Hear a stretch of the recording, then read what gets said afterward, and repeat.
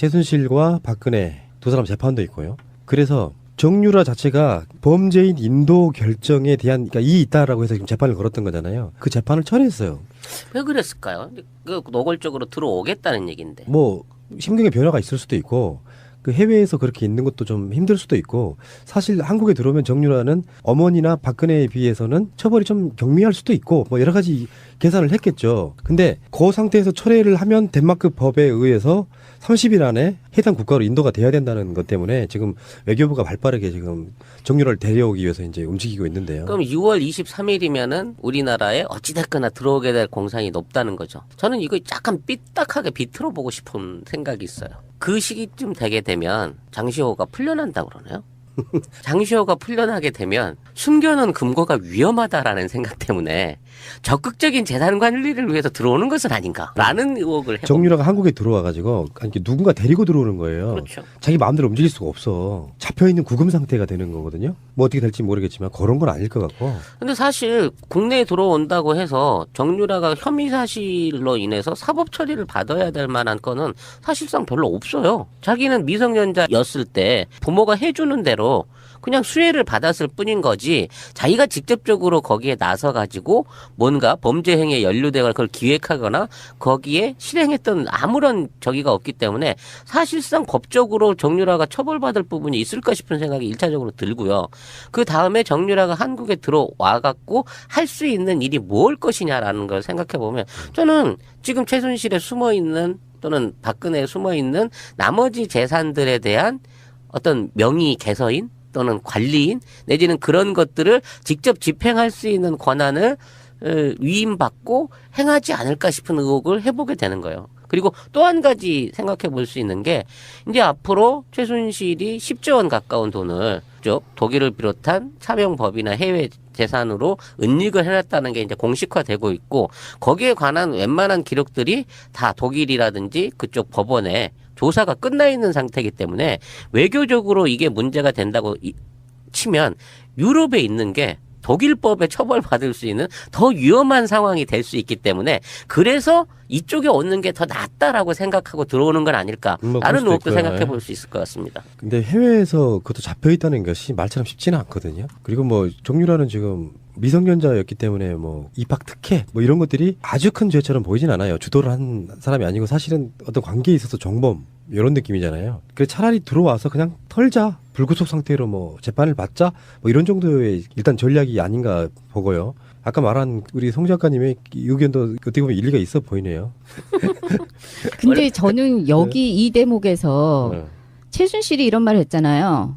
정유라 그 본인 딸은 영혼 죽고 육체만 살았다. 나라에서 꿈 다 지워버렸다고 하는데요. 영혼이 죽었고 육체만 살아있다. 이게 메시지를 보내는 거예요? 아니면은 너 조용히 찌그러져 있어? 엄마 돈을 어떻게 해? 뭐예요? 그리고 무슨 영혼이 있었고 지금 삼성 뇌물수수 혐의를 받고 있고 지금 특혜 입학을 했고 본인 삶을 지금 산 것도 아니었었고 결국 강제 송환을 지금 받고 있는 처지인데 뭐 어쩌겠다는 거죠 지금? 하여튼 정유라에 대한 어떤 그 최순실의 실드가 좀 너무 자기 일방적인 게 있는 것 같아요. 뭐 왜 정유라만 갖고 그러느냐 법정에서 물어보니까 특혜에 대해서 물어보니까 어디 뭐 사학비리 저지른 게 정유라 하나냐 뭐 이런 식으로 지금 성질을 버럭 냈다고 하는데 뭐 안민석 의원에 대해서 안민석 의원이 정유라의 인생을 뺏었다 모든 것을 빼앗아서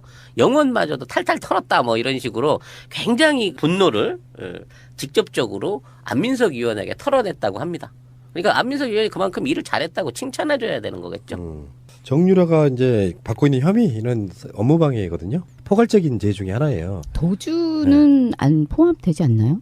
뭐 이제 죄를 굳이 따지자 그러면 그런 것들인데 어쨌건 정유라가 한국에 들어와서 정유라가 어떤 처벌을 받느냐가 중요한 게 아니고요. 지금 정유라 자체가 갖고 있는 그 특유의 스타일 때문에 왜 이번에 그 저번에 정유라가 발견됐을 때 한국에 기자가 가가지고 막 인터뷰하는 장면들 보면은 절제되지 않은 상태로 막 쏟아낼 가능성이 있기 때문에 이것 때문에 이제 기대가 좀 큰 거고요. 네. 정유라 드러나 마나 사실은 뭐 대단한 그 사건이라고 좀 볼 수는 없고. 예. 아니 그래서 그 최순실 발언한 게 그게 메시지인가 해가지고 아마 최신술 법정 진술 중에 한국에서는 더 이상 살 수 없게 됐다라는 얘기를 했는데요.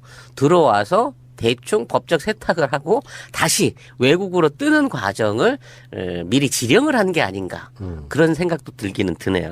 정유라가 들어오게 되면은 아마 최순실 박근혜 게이트에 퍼지는 두 사람이 재판을 받는 건데요. 하나는 우병우라고 보고 하나는 정유라라고 보거든요. 그러면 이제 대부분의 퍼즐은 맞춰질 거라고 보고요. 사실 관심도 없다 이제. 내가 너무 오랜 시간 동안 그걸 다뤄가지고 다시 말 꺼내는 것도 귀찮고 힘들어. 박근혜 재판 받는 거 보니까 막 되게 흥분되고 좋고 이런 게 아니었어요. 재판 받네. 사필 기정? 하고 이제 별로 관심이 없는 상태로 가버리더라고. 귀국하면 공항에서 바로 검찰에 인계될 예정이라고 합니다. 근데 뭐 구속 수사가 가능한 사안이 아닐 것 같아요. 그건 몰라. 그러니까 그건 모르고요. 한 이틀 있다가 꺼내줘야 되지 않을까. 이경재 변호사가 벌써 전담 팀을 구성해가지고 악착같이 케어를 하려고 준비를 하고 있다고 하네요. 법무부와 검찰은 덴마크 현지의 수사관을 보내 정 씨를 국적계에 태우는 즉시 체포영장을 집행할 계획인 것으로 전달이 되고 있네요. 이게 지금 이렇게 될 거예요. 아마 지금 아까 말한 업무방해 외에 뇌물수수, 국외재산 도피 이런 게 포함되어 있단 말이에요. 네. 근데 그게 대부분 지 엄마가 주도한 부분이 있고 그 정유라도 거기에 성인으로서 이렇게 도운 혐의 뭐 이런 게 이제 포함되어 있는 건데 이거는 뭐 주범 정범 관계에서 정유라가 주도했다고 보는 사람은 없잖아요. 일단 들어와서 그의 입에서 어떤 말이 나올지가 가장 궁금해지고요. 이제 정유라는 지은 죄보다 평상시 언행이 줬던 그 공분 샀던 것들이 있잖아요. 부모를 잘 만난 것도 능력이라든지 뭐. 그리고 정유라가 엄마를 잘 만나가지고 사실은 지금 대학교까지 좋은 학교 갔다가 지금 중졸까지 내려와 있는 상태지 않습니까? 그런 상태를 보면은 사필 유정인 것 같고, 뭐 정유라는 들어온다고 하니까 이제 수개월 전에 잊혔던 그 이름처럼 느껴졌어요. 저는 정유라 많이 듣던 여자 이름인데 내가 옛날에 사귄 사람이었나? 봤더니 최순실 딸이었네 이 연병. 근데 송 작가님은 지금 아직도 최순실이라고 하십니까? 그 누나는 이제 관심이 끊었고요. 이제 장시호랑 친하게 지낼까 정유라랑 친하게 지낼까 지금 둘을 놓고 고민하고 있습니다. 네, 그동안 덴마크에 도피해 있던 정유라 씨가 한국 송환 결정을 받아들였습니다. 덴마크 검찰의 한국 송환 결정과 덴마크 지방법원의 1심 판결에 반발해서 고등법원에 항소를 한 상태였는데 어제 돌연 자진해서 항소심을 철회한 겁니다. 지난 1월 1일 덴마크 올보르에서 체포된 지 144일 만인데요.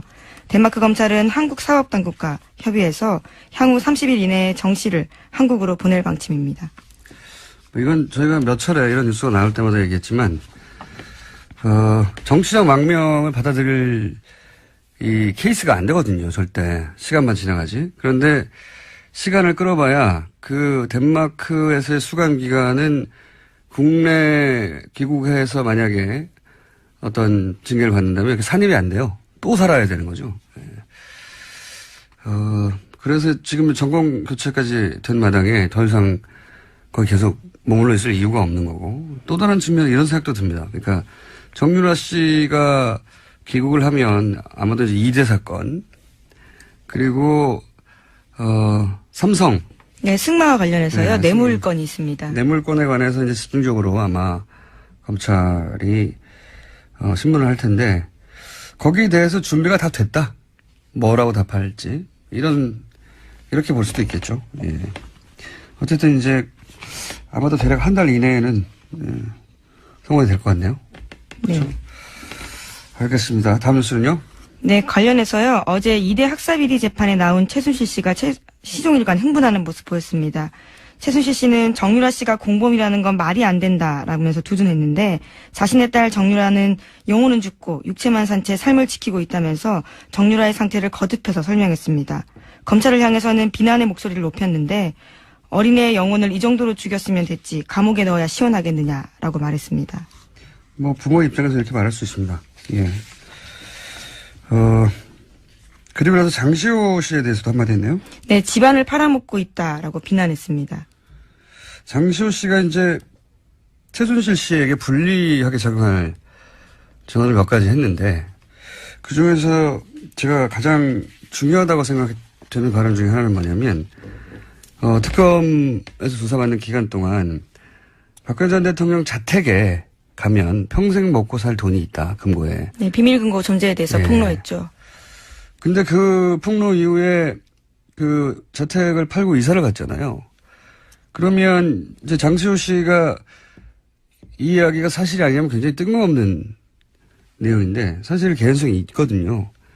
근데 이제 집을 이사하고 팔아버렸기 때문에 아마 있었다고 치더라도 대체 그게 어디로 갔을까. 예. 장시호 씨가 머지않아 석방될 것 같다고 언론 보도가 있었는데 그러니까 석방된다는 건 이제 구속 만기를 예. 채워서 더 이상 그러니까 다른 건으로 연장하지 않겠다는 않겠다는 거니까 이제 왔다 갔다 하면서 벌을 다 받았다는 게 아니라 재판을 왔다 갔다 하면서 자유의 몸으로 받을 수 있게 된다는 거죠. 근데 장시호 씨가 과연 이제 숨겨진 이모의 재산에 대해서 전혀 관심이 없는 건지 저는 최소한 의구심을 가질 필요는 있다. 지난번에 너무 주장했지만 그리고 이 금고는 어디로 갔을까? 예, 궁금합니다. 굉장히 개인적으로. 이 뉴스는 앞으로도 저는 추가 뉴스가 나올 거라고 봅니다. 관련해서. 자, 다음 뉴스는요? 네, 문재인 대통령이 어제 청와대 집무실에서 일자리 상황판 설치하고 직접 시연했습니다.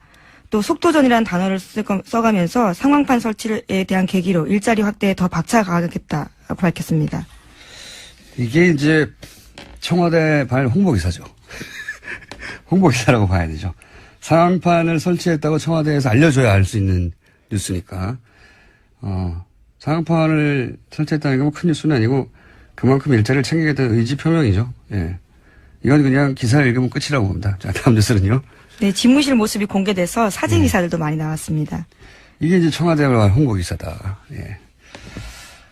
다음 뉴스는요. 네, 문재인 대통령이 미중일 정상과 만나고 돌아온 특사단과 어제 간담회 가졌습니다. 문 대통령은 사드와 위안부 합의 문제에 대해서는 할 말 제대로 했다 이렇게 강조했는데요. 특사단이 사드 배치 과정의 절차적 정당성이 결여되어 있어서 국회 논의가 필요하다라는 점을 미중 양국에 설명했고 위안부 합의는 많은 국민들이 정서적으로 수용하지 못하는 상황을 일본에 전달했다라는 사실을 언급한 겁니다. 미중일 모두 현안이 있으니까요. 러시아에 간 송영길 특사는 아직 안 돌아왔죠? 네, 아직 안 돌아왔습니다. 다 돌아오면 저희가 인터뷰해서 한번 뉴스는 팔로우 하겠고.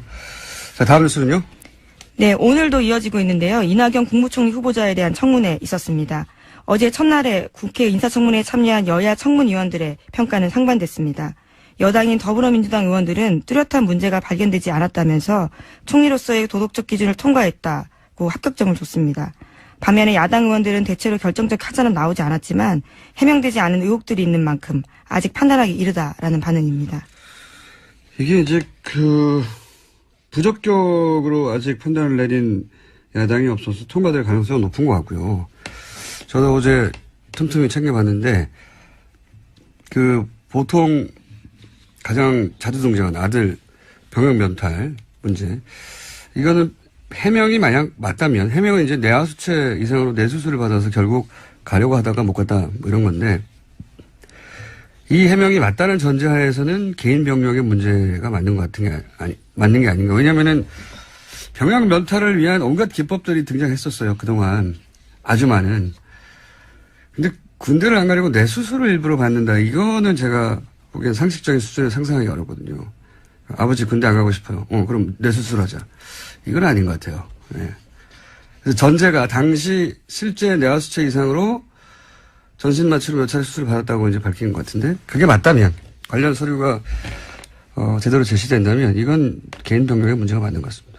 근데 이제 위장 전입 부인이 교사인데 좋은 학교에 배정되려고 다른 주소지를 등록을 했다. 네. 네. 이건 제가 알기로는 교사분들이 이런 경우가 있다고 하는데 이거는 사적 이익을 위해서 위장 전입을 한 게 분명하죠. 네, 이 부분 인정했습니다, 어제. 네.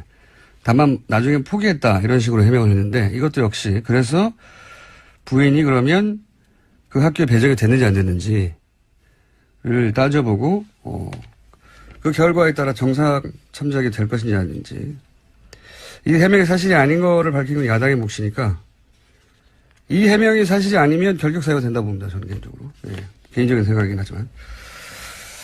자, 그런데 이제 개인 신상과 관련해서 결정적 하자를 잡아서 이거라고 야당이 제시하지 못했는데 아직까지는. 근데 쭉 답변을 듣다 보면 이쪽 진보 진영의 유권자라면 문제 삼을 만한 발언들이 있긴 있었어요. 김영란법 재검토라든가. 그러니까 개인 신상이 아니라 총리로서 가지고 있는 정책에 대한 생각들이 네. 현 정부와 좀 엇갈린 부분들이 있습니다. 도지사 시절에 규제 프리존 찬성했다. 이건 문재인 공약과도 충돌하는 거거든요. 예. 제가 보기엔 총리가 임명된 뒤에 이런 대목이 오히려 문제의 소지가 있거나 혹은 청와대와 조율의 필요가 분명히 보이는 거고요. 그리고 또 하나 인상적이었던 거는 여태 청문회가 대부분 신상, 또는 뭐 자격, 그러니까 비위, 개인 비위. 예, 도덕성 검증에 예. 주로 포커스 맞춰 있었습니다. 이거는 청문회가 생긴 이후 이래로 항상 그래왔고, 예. 민주당도 그래왔고, 뭐 그래서 항상 등장하는 단어가 똑같아요. 부동산, 위장전입, 세금, 병역, 똑같은 레파토리거든요. 근데 어제 바른정당 김영태 의원이 제가 기억하기로는 거의 처음이었던 것 같아요. 총리가 과연 정책적 준비가 돼 있냐, 국정수행 준비가 돼 있냐, 이 방향에서 질문을 했어요. 예. 그 모두 반론에서도 드러나는데 잠깐 들어보시겠습니다. 저는 그간 총리 후보자의 언행을 살펴볼 때 우리 이낙연 후보자의 인격을 신뢰합니다.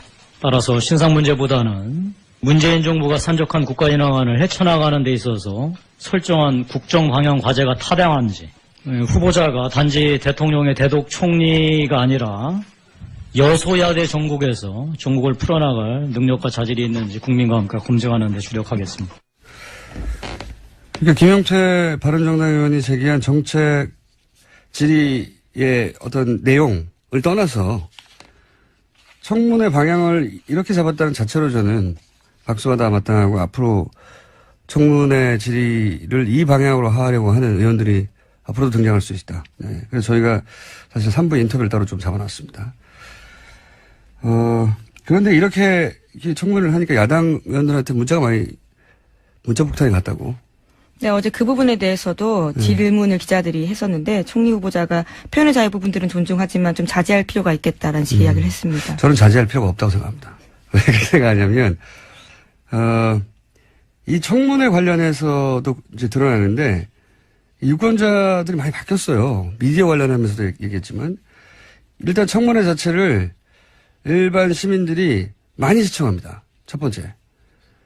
이런 정치적인 콘텐츠를 마치 대중문화를 대하는 수준으로 직접 지켜보고 스스로 판단하고 막 내용도 공유하고 예전엔 재미없어서 안 봤거든요.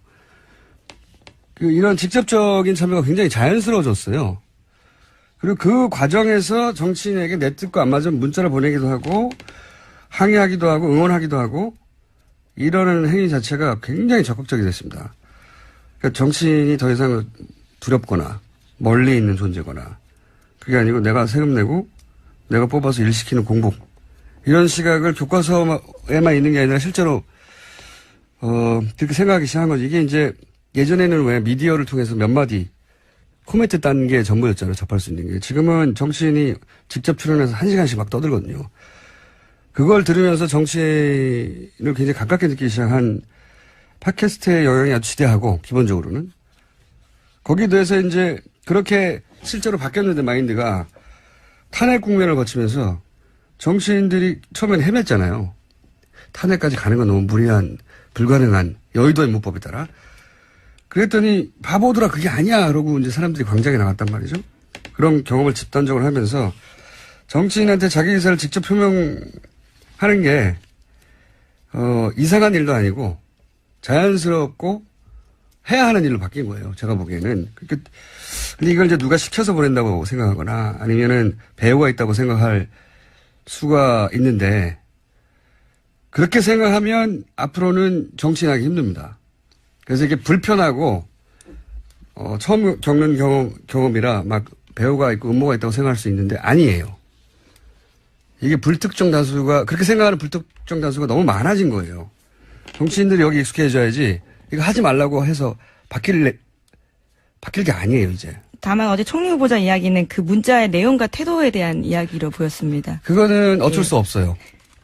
제 말은 예의가 바른 사람도 있고 격한 사람도 있고 근데 이런 게 익숙해져 가면서 이제 문자를 보내는 사람들도 점점 뭐랄까요 훈련이 되고 튜닝이 되어 가겠죠. 왜냐하면 욕을 하는 게 목적이 아니라 내가 원하는 방향으로 정치를 끌고 가고 싶은 거거든요. 유권자들은. 처음 만들어진 현상이라 양쪽에서 모두 당황스러운 부분과 뭐랄까요. 아주 서툰 부분이 있는데 이거 하지 말라고 한다고 해서 없어지지도 않고 이게 나쁜 일이라고 하거나 이러지 말라고 해서 없어질 일도 아니에요. 굉장히 큰 변화가 생겼어요. 최근에. 하여튼 적응해야 한다고 봅니다. 정치인들이. 예의를 지키는 수준에서. 예. 네, 유권자들이 개개인들이 예의를 다 지키라고 어떻게 합니까? 길거리에서 가다 욕도 하고 그러는 거죠. 그건 이제 스스로 깨달아 가겠죠. 유권자들도 이런 얘기가 나오면서. 하여튼 이 현상 자체를 부정하거나 부정적인 거로 바라봐서는 도태된다. 바뀌었습니다. 환경이 완전히. 다음 뉴스는요? 네, 어제 가장 화제가 됐던 건 김무성 의원의 김포공항 노룩 픽싱이었는데요. 관련해서 김무성 의원이 자신의 입장을 냈습니다. 노룩. 그거요? 네, 어제 뉴스공장에서도 이야기가 나왔었는데 네. 기자들이 관련해서 화제가 되자 물어보자 수행원이 보이길래 이렇게 밀어줬는데 왜 이게 잘못된 것이냐면서 그게 이상하게 보이더나 라고 반문했다고 합니다. 네. 본인한테는 억울한 점이 있는 거예요. 나오는데 본인과 아주 가까운 수행원이 있어서 내가 거기까지 걸어가지 않고 밀어줬다 이거죠. 캐리어를. 자율주행을 시킨 거죠. 잠시. 근데 사람들한테 그게 어떻게 비치냐면 자기 아랫사람에게 무례하게 대한다. 이렇게 느껴지는 거거든요. 그 화면만 보면 그렇게 느껴집니다. 그 화면만 보면 둘 사이의 관계도 느껴지지 않고 굉장히 아랫사람을 저런 식으로 대하는구나 하고 하대하는 모습으로 느껴지는 거기 때문에 왜 그게 이상한지를 깨닫지 못하면 역시 정치를 앞으로는 하기 힘듭니다. 예민해졌어요. 사람들이 섬세하고. 자, 하여튼 그렇게 보여서 다들 그걸 근데 우리만 그렇게 본 게 아니에요. 제가 알기로는 어제 레딧이라고 미국 굉장히 큰 커뮤니티 사이트가 있어요. 거기서도 영어로 이 동영상을 놓고 수천 개의 댓글이 달렸어요. 예, 제목이 코리안 폴리티션 스웩이라고 해서 스웩. 약간의 허세. 예. 굉장히 화제가 됐습니다. 그러니까 우리나라 사람만 이상하게 보는 게 아니고요. 예, 전 세계에서 정치인이 이렇게 했을 때 느껴지는 반응은 공통적인 거니까 왜 그러는지 모르면 안 되는 거죠. 예. 다음 순요? 네, 대만이 아시아 최초로 동성 결혼을 합법화했습니다. 대만 최고법원인 사법원이 어제 대법관 심리를 통해서 동성 결혼을 금지한 현행법이 위헌이라고 결정 내렸습니다. 그렇군요. 저는 우리 대선 토론회 처음으로 등장했잖아요. 대선 토론회. 앞으로 이 이슈가 진보 보수, 지금까지는 계속 북한이 진보 보수를 가르는 기준이었거든요. 이 기준은 전 세계에서 우리나라가 유일한 기준입니다. 원래 진보 보수를 이렇게 가르는 경우가 없어요. 예. 예를 들어 적국을 어떻게 상대할 것인가 이걸 가지고. 근데 이제 전통적으로 이 동성혼에 관한 인권에 관한 거죠. 예. 이걸 어떻게 바라볼 것인가, 낙태를 어떻게 볼 것인가, 뭐 종교적인 문제 이건 앞으로 계속 등장할 텐데 진보 보수를 어떻게 가르느냐 하는 논쟁으로 발전해 나갈 거라고 봅니다. 이 문제는 계속해서 앞으로도. 그리고 시간이 벌써 다 돼버렸네요. 네. 짧게 이제 하도 큰 인사들이 많아서 주목받는 뉴스는 아닌데 제가 최근에 이 현 정부 인사 관련해서 인상적이었던 거 하나 짧게 말씀드리면 민정수석실에는 검찰에서 수사관을 파견합니다. 그렇죠? 원래 민정수석 업무 지원을 하려고 수사관이 파견이 돼요. 이 파견 수사관은 보통 청와대가 이 사람을 보내라고 하거나 검찰에서 이제 추려서 하는 건데 이번에는 처음으로 그래서 박근혜 정부 때는 다 TK 지역에서 수사관이었어요. 한 사람도 안 빼고 제가 알기로는. TK에서만 민정수석실에 수사관을 하는 겁니다. 말이 안 되는 거죠. 예, 말이 안 되는 건데 이번에는 공모를 했어요. 신청을 받는 거죠. 하고 싶은 사람 손들라고. 이거 처음 있는 일입니다. 굉장히 근본적으로 달라진 건데요. 이렇게 되면 어떤 라인에서 뽑거나 특정 지원만 할 수 없죠. 신청한 사람 몇 배수 중에 뽑아야 하니까. 이거 굉장히 제가 보기엔 큰 뉴스인데 다뤄지지 않아서 이 정부 인사 정책의 변화에 굉장히 큰 시그널인데 한번 언급해 봤습니다. 오늘 여기까지 할까요? 네. 보고요. 아까 말한 우리 송 작가님의 의견도 어떻게 보면 일리가 있어 보이네요. 근데 저는 여기 이 대목에서 네. 최순실이 이런 말을 했잖아요.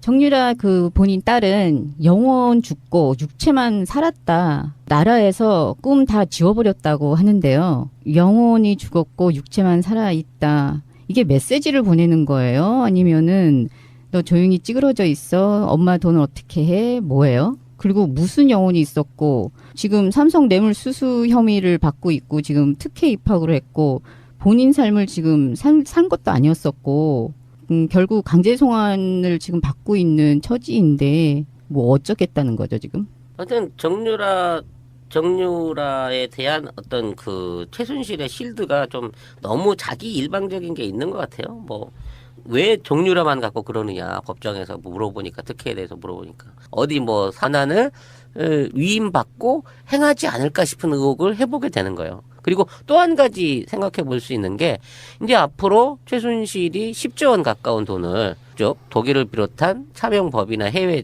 재산으로 은닉을 해놨다는 게 이제 공식화되고 있고 거기에 관한 웬만한 기록들이 다 독일이라든지 그쪽 법원에 조사가 끝나 있는 상태이기 때문에 외교적으로 이게 문제가 된다고 치면 유럽에 있는 게 독일법에 처벌받을 수 있는 더 위험한 상황이 될 수 있기 때문에 그래서 이쪽에 오는 게 더 낫다라고 생각하고 들어오는 건 아닐까라는 의혹도 생각해 볼 수 있을 것 같습니다. 근데 해외에서 그것도 잡혀 있다는 것이 말처럼 쉽지는 않거든요. 그리고 뭐 정유라는 지금 미성년자였기 때문에 뭐 입학 특혜 뭐 이런 것들이 아주 큰 죄처럼 보이진 않아요. 주도를 한 사람이 아니고 사실은 어떤 관계에 있어서 정범 이런 느낌이잖아요. 그래서 차라리 들어와서 그냥 털자. 불구속 상태로 뭐 재판을 받자. 뭐 이런 정도의 일단 전략이 아닌가.